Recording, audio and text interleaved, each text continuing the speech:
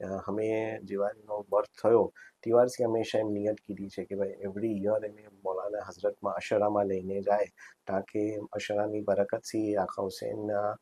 જે મૌલાના જે કલામ હોય છે એની બરકતથી એને સુનવામાં હજી એને તોફીક મિલે અને હજી એનું ઇમ્પ્રુવમેન્ટ થાય એ નિયતથી અમે હર વર્ષ એને લઈને જાય. જેમ જેમ એ મોટો થયો તો એ બી એ નિયત કરતો થઈ ગયો કે નહીં અશરા તો મિસ થાય જ ના અને મોલા સાથે જ આપણે કરવું જોઈએ જેમ બી થાય કોઈ બી પૂરા યર એમ પ્લાનિંગ કરીએ. એના સાથે એમ બી બન્યું છે કે હમણાં ઇન્ટરનેશનલ ઇવેન્ટના અંદર જેવારે અમે જવાના હતા તો જે ટેન્ટેટિવ સિલેક્શન ટ્રાયલ્સની જે ડેટ હતી એ બિલકુલ અશરાના દौरान જ હતી. તો ઘણું એટલે અમે ફિકરમાં એ ખુદ બી ફિકરમાં કે અબ્બા અગર સિલેક્શન ટ્રાયલ્સ અગર અશરામાં આવશે તો આપણે નહીં જઈ શકીએ કરાચી કેમ જાશું. તો પછી અમે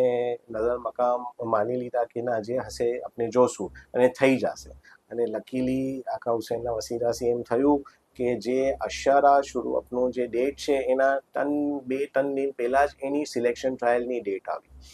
તો એને કોપઅપ કરવા વાસ્તે અમે એમ કરવું કીધું કે એના જે સિલેક્શન ટ્રાયલ્સ દિલ્હીમાં હતા તો અશરાની પૂરી તૈયારી એનો પૂરો બેગેજ પૂરો સામાન લઈને